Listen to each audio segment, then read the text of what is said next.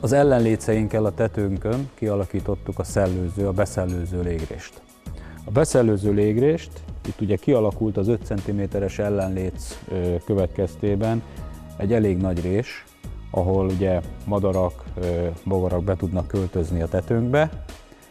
Ennek a kiküszöbölésére használjuk ezt az úgynevezett szellőző szalagot, mely szellőző szalaggal elzárjuk ezt a rést, hogy meg tudjuk óvni a különböző kártevőktől a tetőszerkezetünket, és ezzel együtt megfelelő mennyiségű levegőt tudunk bejuttatni, szellőző levegőt az ereszvonalnál.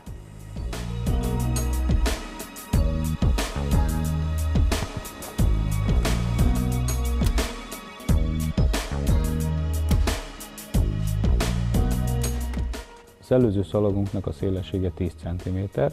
Ugye nem mindig csak ezt az egy szabványos méretű ellenlécet használunk, használhatunk ugye a tető hosszának és hajlásszögének függvényében magasabb ellenlécet is.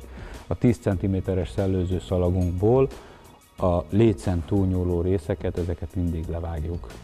Jól látható az elkészült lefedett tetőmaketten.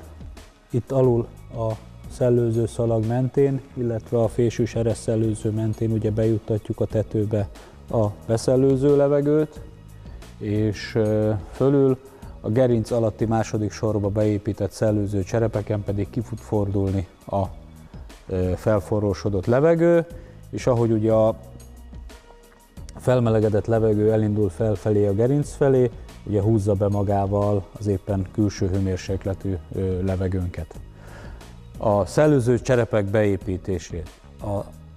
Az alkalmazás technika 10 négyzetméterenként egyet ír elő.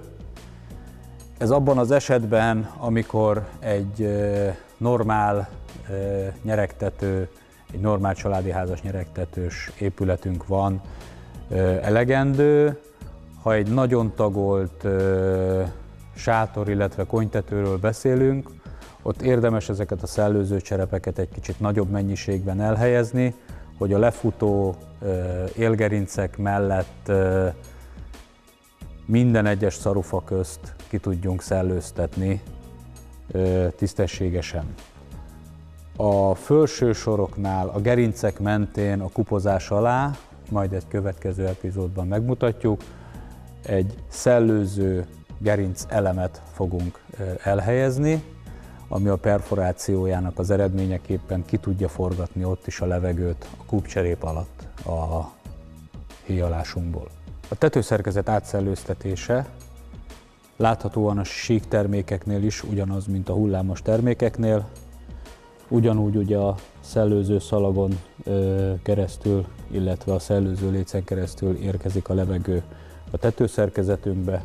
Tetőfóliák fektetésénél nagyon fontos szempont, hogy az üres padlástéren rendelkező tetők is ki legyenek szellőztetve a gerincek és az élek mentén. Ezért a tetőfólia fektetést úgy kell megcsinálni, hogy az ellenléc alatti tetőfóliákat felvisszük a gerincig, és a gerinc alatt 10 cm-rel mindkét oldalon elvágjuk a tetőfóliákat, majd ezek után az ellenléc tetején pedig egy 50 cm széles fóliacsíkkal elkészítünk egy úgynevezett fólia sapkát az ellenléc magasságának eltérésével, és ez az 5 cm-es légrés ad majd lehetőséget arra, hogy a padlásterünket kiszellőztessük.